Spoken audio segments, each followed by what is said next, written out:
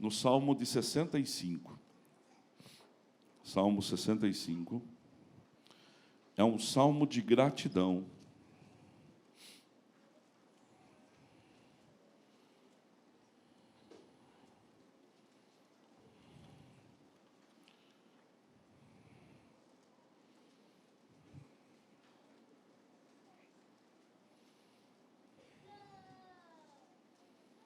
Amém. Nós vamos ler do versículo 9 para frente. Tu visitas a terra e as rega, tu a enriqueces copiosamente. Os ribeiros de Deus são abundantes de água. Preparas o cereal, porque para isso a dispôs. Regando-lhe os sucos, aplanando as leivas, tu amolece com chuviscos e lhe abençoa a produção. Coroa o ano da tua bondade, e as tuas pegadas destilam fartura. Destilam sobre pastagem do deserto, e júbilos se reveste os outeiros, os montes. Os campos cobrem-se de rebanhos, e os vales de espigas exultam de alegria e cantam. Verso 10 de novo. Olha, irmãos, que poder de palavra. Regando-lhe os sucos, aplanando-lhe as leivas, tu amolece com chuviscos e lhe abençoa a produção. 11. Coroa o ano da bondade, as tuas pegadas destilam fartura. 12. Destilam sobre pastagem do deserto, aí é o primeiro território. De júbilo se reveste os montes, está aí o segundo território. 13. Os campos, as planícies, os campos, correm-se de rebanhos, e os vales vestem-se de espiga, e exultam de alegria e cantam. Amém. Você pode assentar-se. Terminou de sentar? Dá ao Senhor a sua melhor salva de palmas.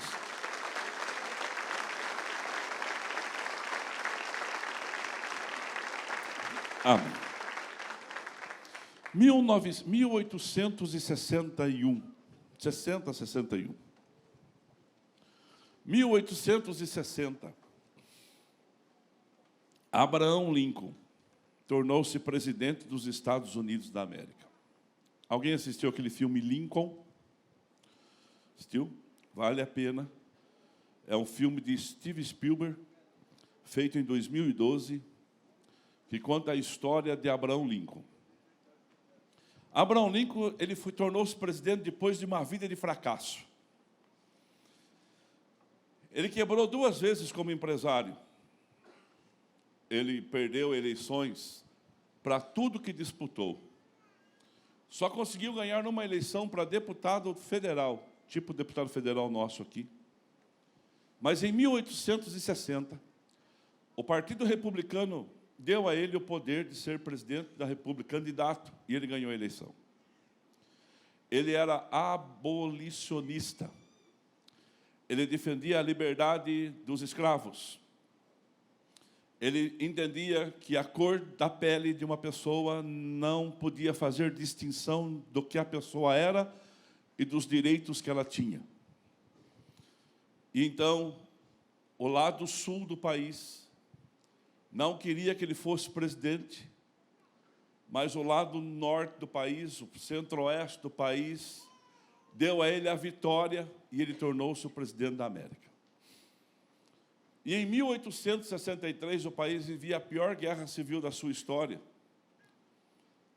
E em 1863, ele assina, pela 13ª Constituinte, a lei que abolia, que impedia que uma pessoa fosse escrava.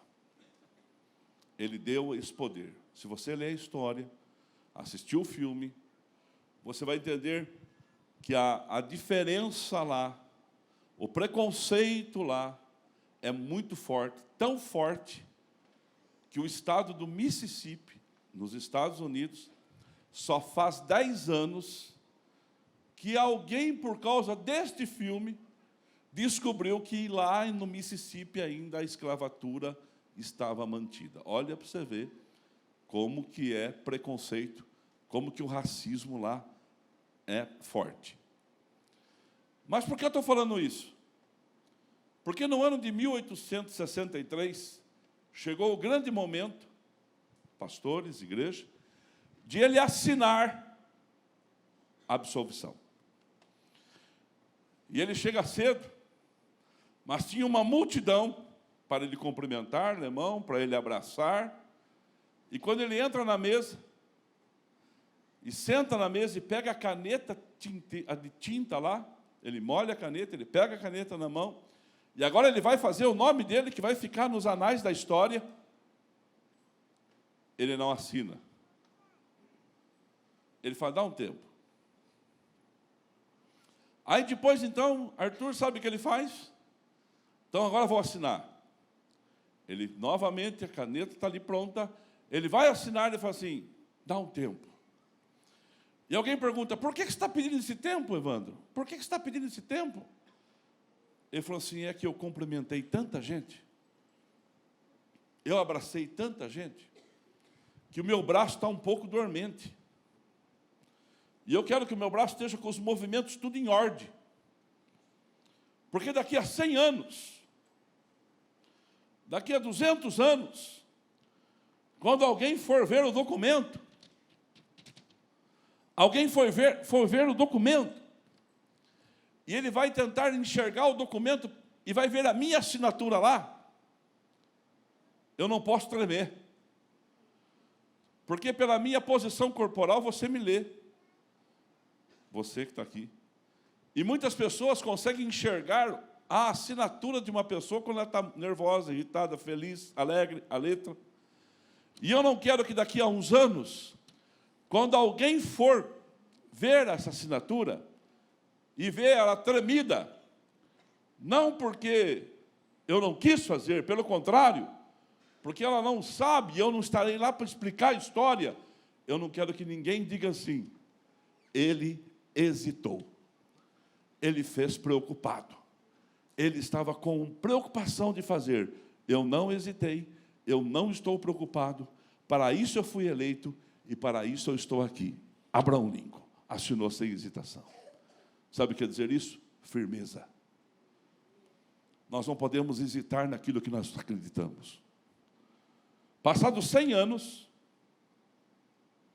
um jovem negro chamado Martin Luther King, cujo seu pai tinha sido morto por causa do racismo, lidera a maior marcha de libertação, com este escrito na mão, um rascunho desse, ou uma cópia desse escrito, assinado por Abraão Lincoln, e ele diz assim, eu não me preocupo, 100 anos depois, 1963, eu não me preocupo com o grito dos maus, o mal sempre vai gritar. O que me preocupa é o silêncio dos bons. É que os bons ficam muito quietos. Irmãos, quando o cego de Jericó precisou de um socorro, ele gritou, Jesus, filho de Davi, tenha misericórdia de mim. Quando nós temos uma necessidade, e nós estamos num território do especialista, fala comigo assim, eu estou no território do especialista. Agora, se você puder bater os dois pés aí no seu chão, fala assim, fala, a hora que eu falar, você vai falar junto. Eu estou no território do especialista. Sabe o que o seu Deus é? Para cura, Jeová Rafá, o Senhor que te cura. Sabe o que o nosso Deus é? Para provisão, Jeová Jirê, o Deus da provisão. Sabe o que o seu Deus é? Para aquele que precisa de uma justiça, que precisa de uma situação, de uma ação, Jesus é o Senhor Tessediqueno. Sabe o que o Senhor é? Quando você precisa de uma paz, Jesus, o Jeová Shalom, o Deus da paz. Sabe que o nosso Deus é chamado, quando nós estamos numa guerra, o Senhor dos exércitos. Aleluia! Não hesite em confiar, porque a sua atitude de fé hoje vai fazer a diferença na sua vida. E alguém amanhã, mais de 100 anos, 200 anos, vai contar a tua história e vai dizer: aquela pessoa acreditou no sobrenatural, ele não hesitou e Deus fez a diferença na vida dele. Se vai aplaudir, aplauda forte.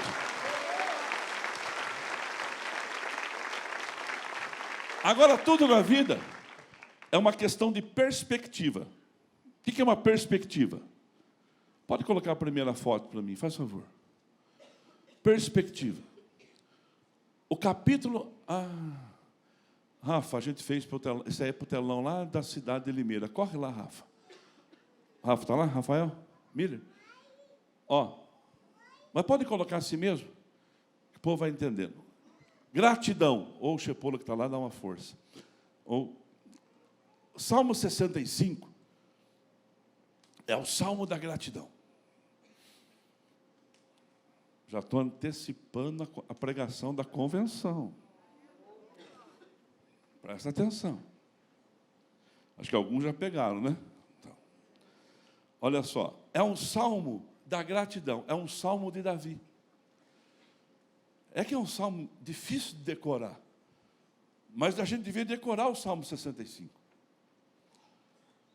Porque Davi está sendo agradecido a Deus pelos benefícios que o Senhor faz na vida dele.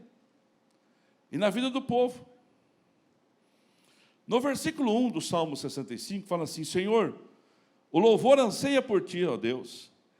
Em Sião, a ti será o voto cumprido.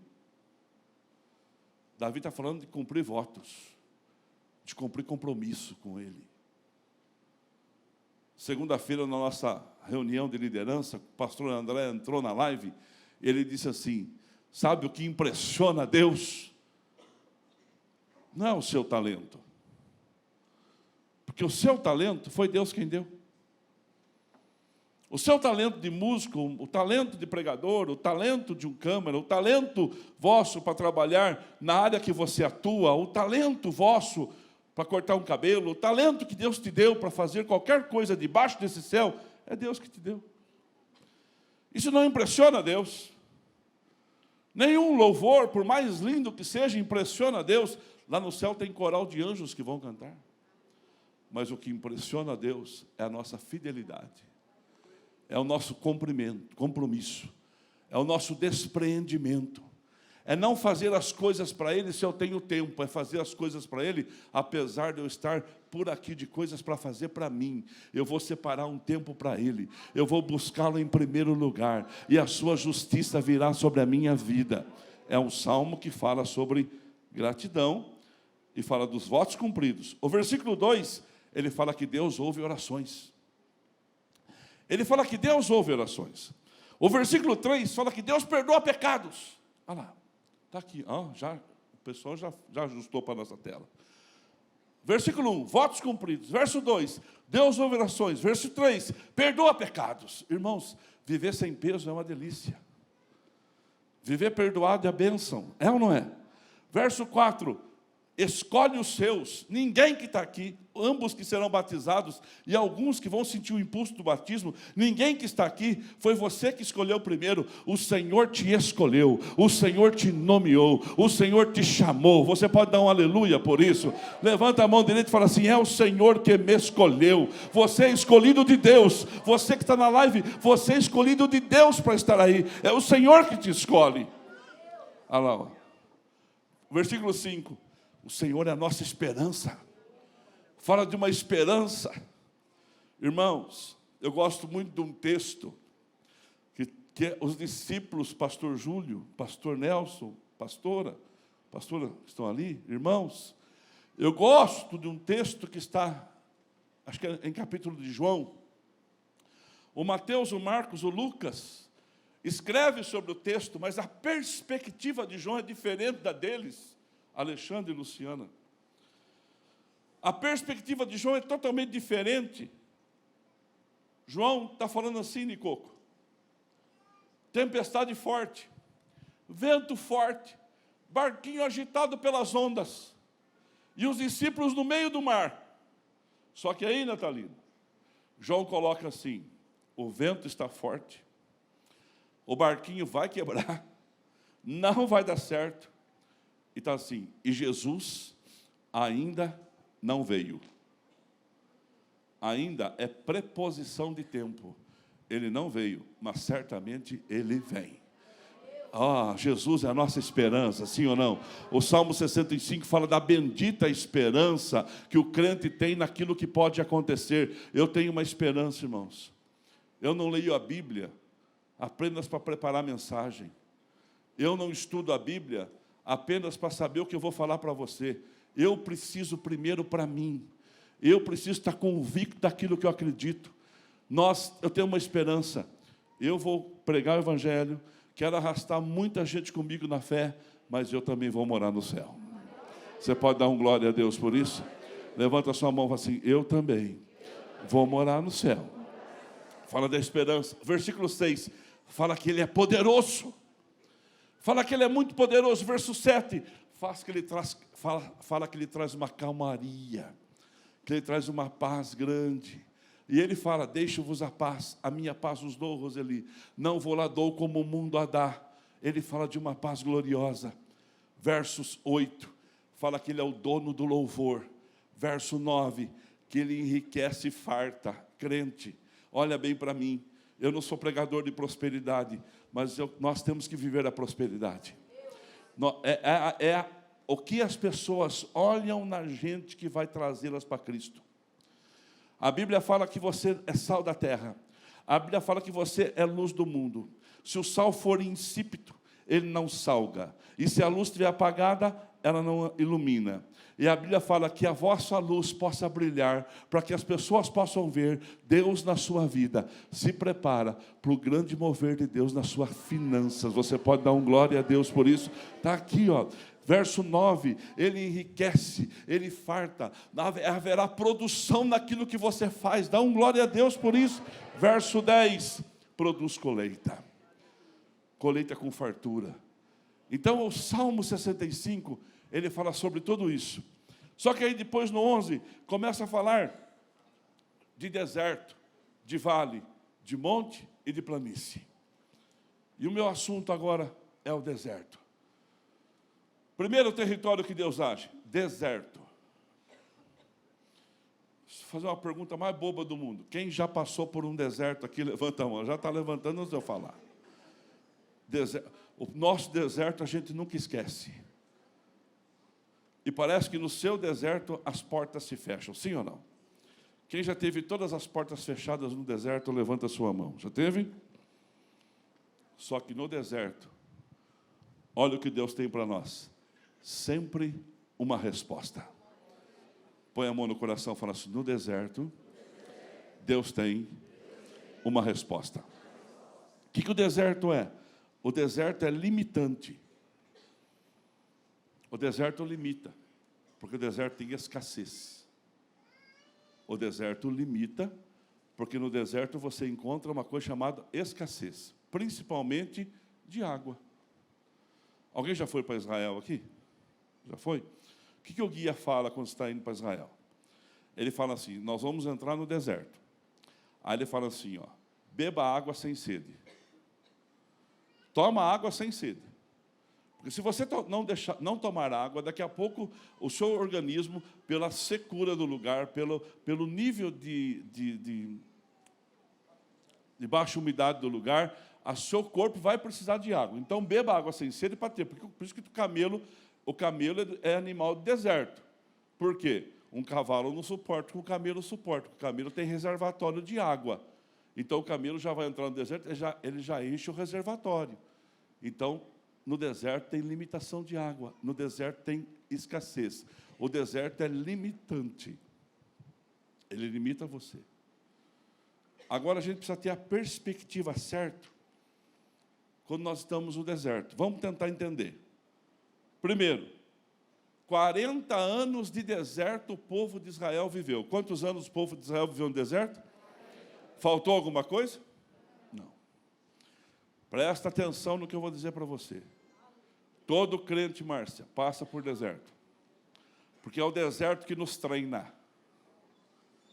Mas chega uma hora, Deus põe um fim no teu deserto. Eu vou dizer de novo, porque agora é revelado, não está marcado no papel, não está em lugar nenhum, isso aqui é para nós. Todo crente passa por deserto. Porque o deserto é a escola, é a preparação, é aquela situação que o Senhor está te preparando para aquilo que você vai viver. Então você no deserto vai aprender a dar honra, vai saber a dar glória a Deus, vai saber a valorizar tudo que você está conquistando, tudo que está na sua mão, porque você não quer voltar para lá. De vez em quando, eu vou lá em Peúna.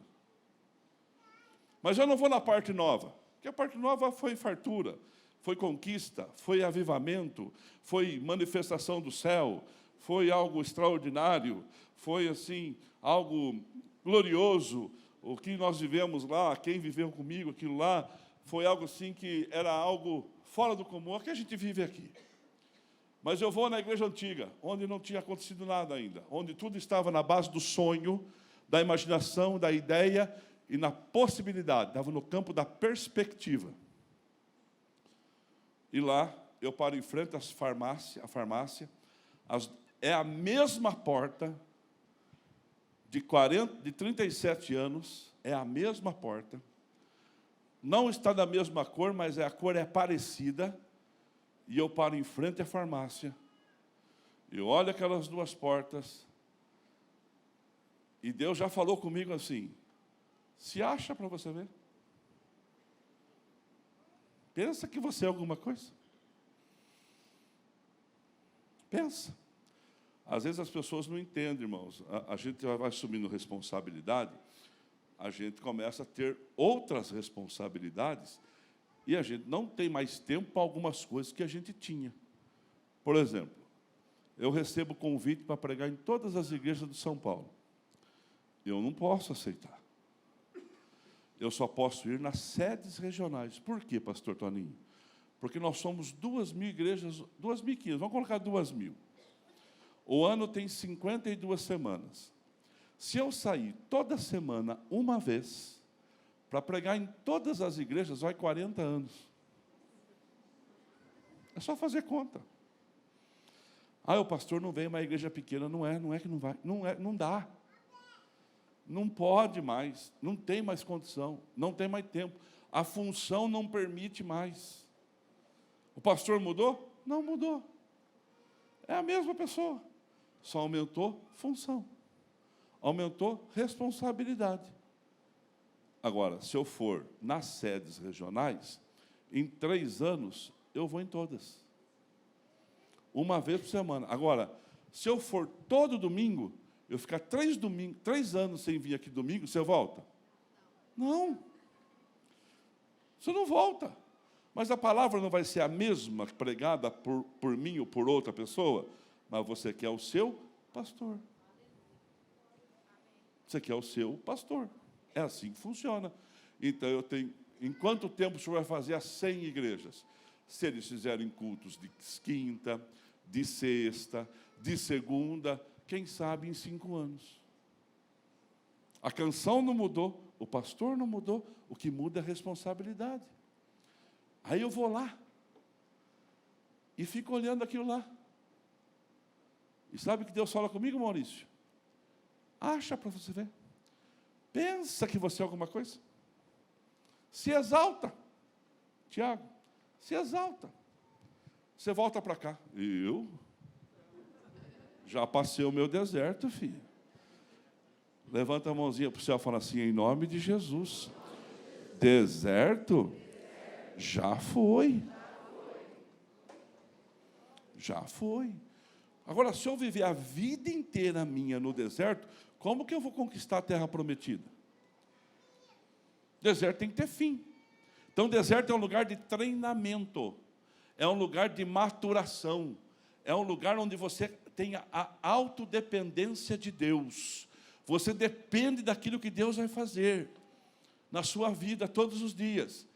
Aí, quando você passa pelo deserto, e você começa a entrar em outro território que fica para domingo, você começa a ficar esperto. Você não vai fraquejar. Você não vai dar sopa para o azar.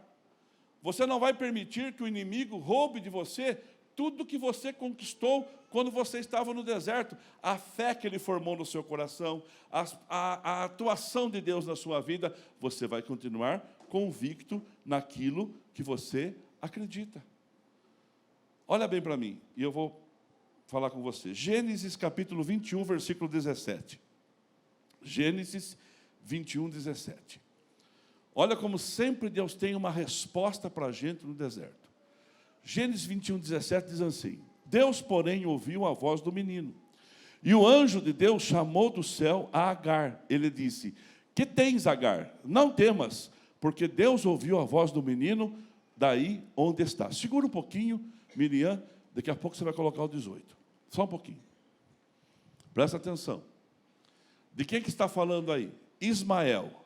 Quem que é Ismael? Filho de Abraão com Agar. Depois que nasceu Isaac, a Sara encheu a cabeça do Abraão para mandar Agar embora com o filho dela. E Abraão, irmãos, o pai da fé, mandou o seu filho embora de casa com um jarro de água e uns pedaços de pão. Só que o menino entrou no deserto. Como o deserto é limitante e limita, acabou o pão e acabou a água, certo?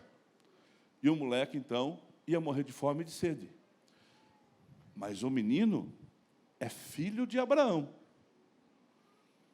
Abraão, como pai, eu não vou questionar a atitude de Abraão. Depois vai que a gente tem que se acertar lá no céu, não quero brigar com ninguém lá em cima. Mas eu não faria o que Abraão fez. Mas Abraão fez. Abraão fez por causa de uma situação que ele estava enfrentando dentro de casa. Talvez a sua mulher falando tanto na cabeça dele, todo mundo falando, talvez a gente também faria. Não é? Mas Abraão mandou Agar embora e mandou o Ismael embora. Só que Deus tinha uma promessa com Abraão a respeito de Ismael. Deus tinha uma promessa com Abraão a respeito de Ismael. E falou assim, ó, esse menino vai ser grande também, porque ele é filho de Abraão, meu amigo. E a mãe do menino pega o menino no deserto e coloca ele debaixo de uma árvore que ela achou, uma sombrinha que ela achou, e deixou o moleque ali para morrer de fome e de sede. E foi do outro lado para não ver o menino morrer. E uma criança com fome e sede não chora? E o moleque chorou. Sabe o que aconteceu? Deus vem e visita Agar. E fala para ela assim, não temas, porque Deus ouviu a voz do menino. Chegou um anjo ali. Ao versículo 18, presta atenção. Ergue-te, levanta o rapaz, segura pela mão, porque eu te farei dele um grande povo. 19. Abrindo-lhe Deus os olhos, viu ela um poço de água, e indo a ele, encheu de água o odre, e deu de beber o rapaz. Presta muita atenção de quem nós estamos falando. Esse menino estava morrendo no deserto, mas ela colocou o menino perto de um poço de água. Só que ela não estava enxergando a situação no deserto. Eu quero que você entenda isso, porque isso muda a minha história e muda a sua. No seu deserto tem uma saída. Só não estamos enxergando. Mas o Senhor manda uma resposta para nós nessa noite, em nome de Jesus. E a resposta do seu deserto é esta: haverá um poço que vai saciar a sua sede, vai salvar a sua vida, e o Senhor te abençoará. Quem aqui, em sã consciência, apostaria, Rafael, no menino debaixo da árvore? Levanta a mão. Quem aqui fala assim, ó, esse menino vai ser alguém na vida? Levanta a sua mão. Quem apostaria no menino? Algumas pessoas apostariam. Quem não apostaria nada nesse menino, porque esse menino estava para morrer, uma mãe fugindo da casa, com uma criança para morrer no deserto? De verdade, se você não conhecer essa história, quem não apostaria nesse menino, levanta a sua mão. Deus pega esse menino, bebe aquela água, aquele moleque se torna forte, ele se torna um flecheiro, um guerreiro, um moleque valente, e esse moleque tem 12 filhos, e 12 filhos desse moleque tornam-se 12 príncipes, e eu vou falar de quem esse moleque é pai.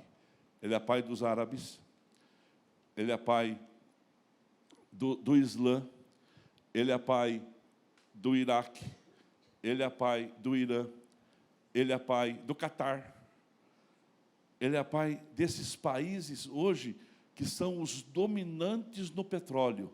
Ali tinha um moleque morrendo, mas depois da visão do anjo, que levou aquela mulher a beber, a ver aquele poço que ela não estava enxergando, aquele moleque se restabeleceu e tornou-se um grande no meio dos homens. Presta atenção no que eu vou te dizer.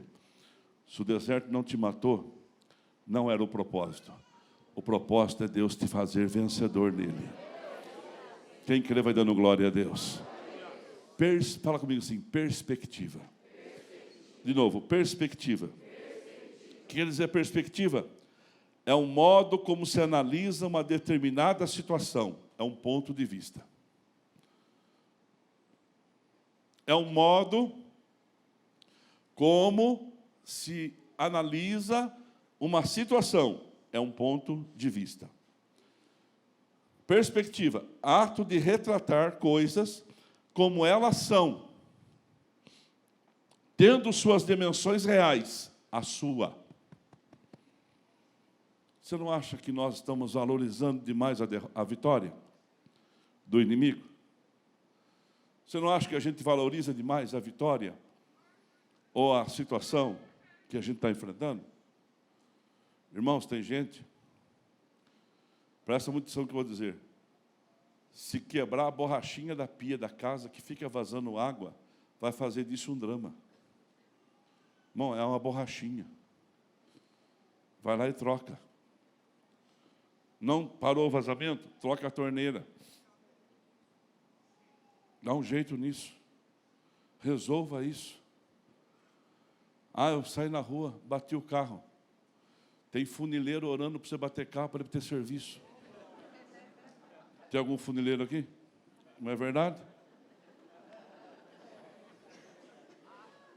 A Bio, o Eliel não está aqui hoje? Eliel não está aqui? O Eliel brinca assim que lá quando liga lá alguém falando de um velório, ele fala, sua morte é a nossa alegria. É porque eles vendem. Irmão, é a vida.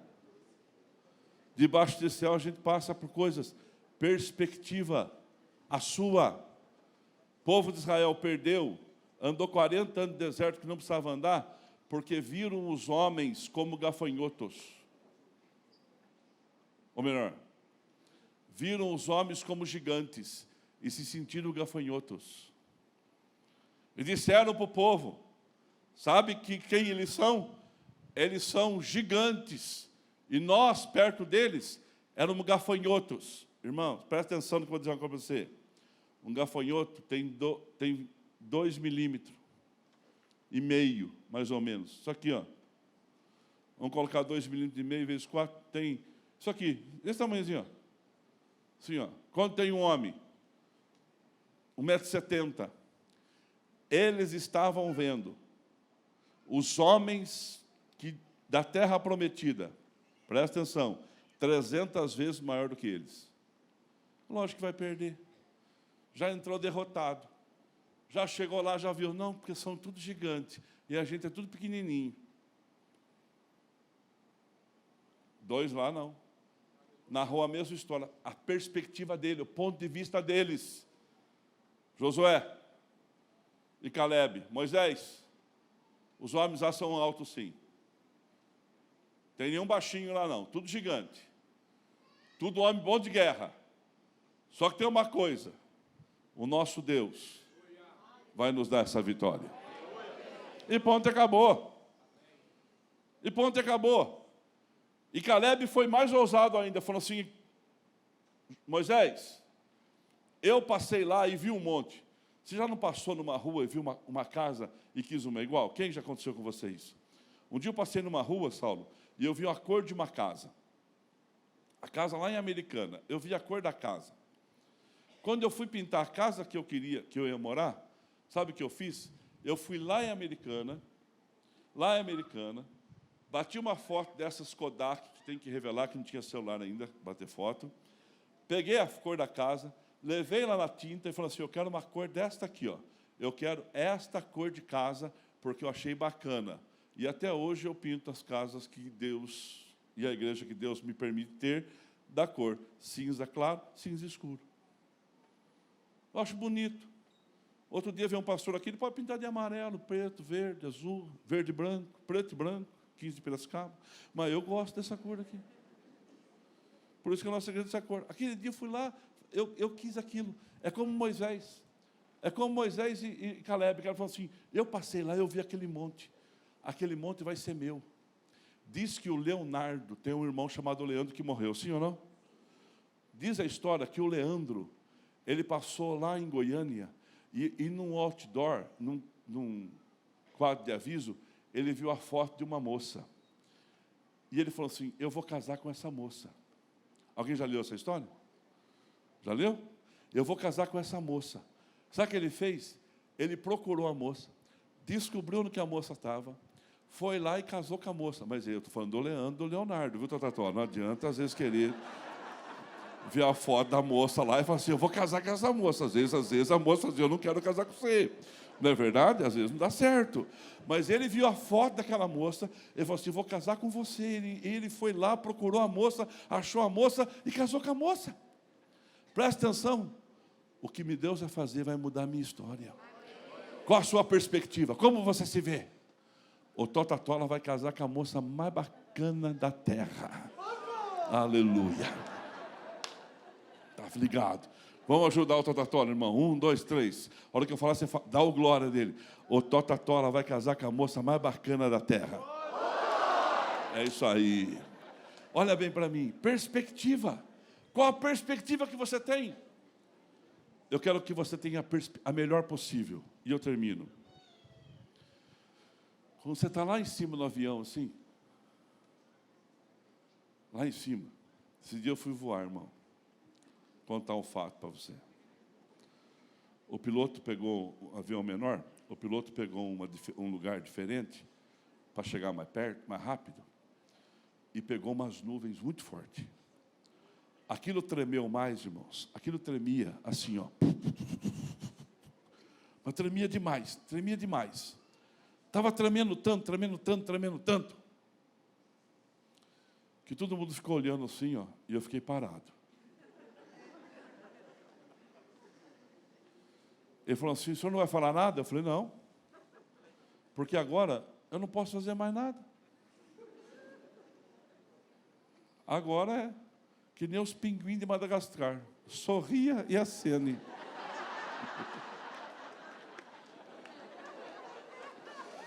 Você vai fazer o quê? Sorria e acena. Não fazer mais nada. Se cair, caiu. Não é assim que funciona? Você não adianta ficar sofrendo. Ai, se eu morrer? Não dá tempo nem de fazer conta, irmão. Não dá tempo nem de passar um zap. Entende? Agora, olha bem para mim. Quando você está lá em cima, e você olha lá embaixo, como que são as pessoas?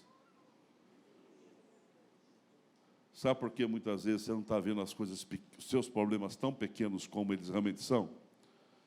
Perspectiva errada. Está na hora de você subir o nível. Está na hora de você ir um pouco mais para cima na presença de Deus. Porque se você vai um pouco mais para cima na presença de Deus, a banda pode chegar.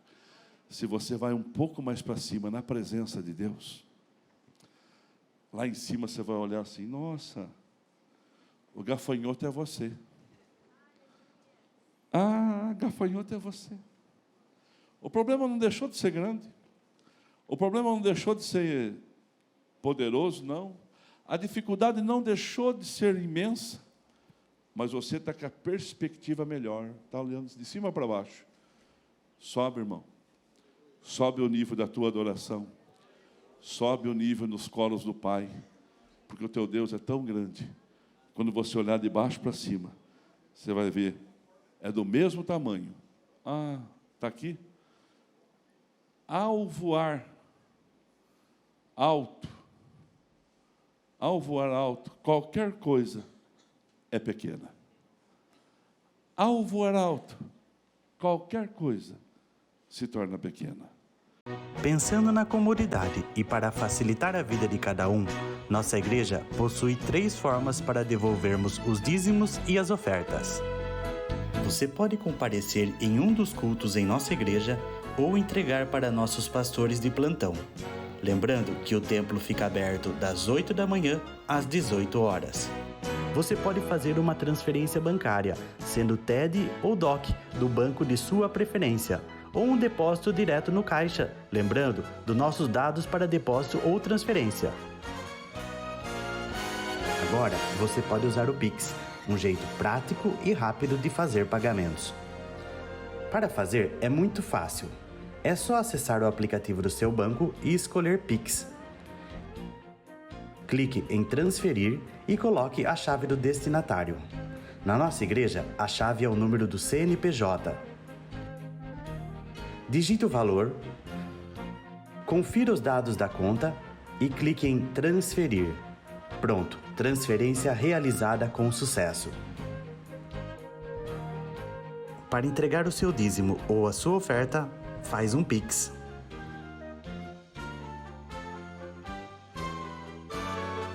Esta é a nossa igreja. Não importa onde estivermos, estaremos sempre conectados. Lembre-se, juntos à distância.